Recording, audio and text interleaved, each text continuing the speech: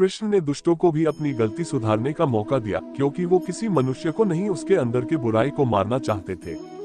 संदेह की स्याही से संबंध के पृष्ठ पर कभी शुभ अंकित नहीं होता, इसलिए अपने मन के विचार और संबंधों का आधार दोनों ही शुभ रखें। मोहग्रस्त होकर अपने कर्तव्य पथ से हट जाना मूर्खता है, क्योंकि इससे ना तो तुम्हें स्वर्ग की प्राप्ति होगी और ना ही तुम्हारी कीर्ति बढ़ेगी। इस भौतिक संसार का यह नियम है, जो वस्तु उत्पन्न होती है, कुछ काल तक रहती है, अंत में लुप्त हो जाती है, चाहे वे शरीर हो या फल हो।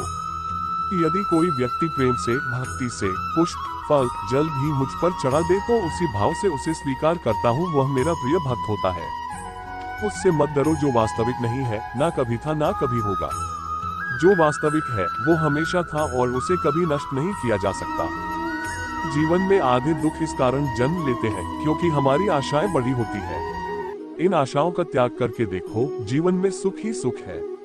अपने परम भक्तों, जो हमेशा मेरा स्मरण या एक चित मन से मेरा पूजन करते हैं, मैं व्यक्तिगत रूप से उनके कल्याण का उत्तरदायित्व लेता हूँ। जन्म लेने वाले के लिए मृत्यु उतनी ही निश्चित है जितना कि मृत होने वाले के लिए जन्म लेना।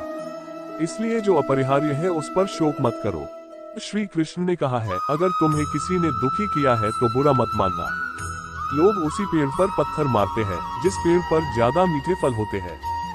अंत काल में जो मनुष्य मेरा स्मरण करते हुए देह त्याग करता है, वह मेरी शरण में आता है। इसलिए मनुष्य को चाहिए कि अंत काल में मेरा चिंतन करे। यह सच बात है कि भूल करके इंसान कुछ सीखता है, परंतु इसका यह मतलब नहीं कि वह जीवन भर भूल करता रहे और कहे कि हम सीख रहे हैं। कृष्ण कहते हैं, इस जगत में मनुष्य भौतिक वस्तुओं का भोग कर सकता है। अगर वे चाहे तो सब कुछ छीन सकते हैं। मनुष्य कुछ भी नहीं कर सकता।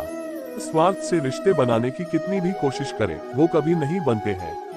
और प्रेम से बने रिश्तों को कितना भी तोड़ने की कोशिश करे, वो कभी नहीं टूटते। क्रोध से भ्रम पैदा होता है, भ्रम से बुद्धि व्यग्र होती है, जब बुद्धि व्यग्र होती है तब तर्क नष्ट हो जाता है, जब तर्क नष्ट होता है तब व्यक्ति का पतन हो जाता है।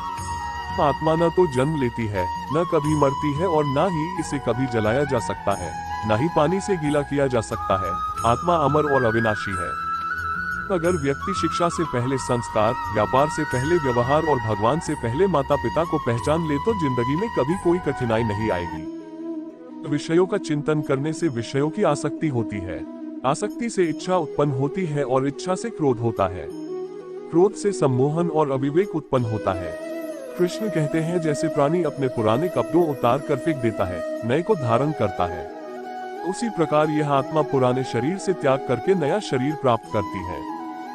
तुम उसके लिए शोक करते हो जो शोक करने के योग्य नहीं है, और फिर भी ज्ञान की बातें करते हो। बुद्धिमान व्यक्ति ना जीवित और ना ही मृत व्यक्ति के लिए शोक करते हैं।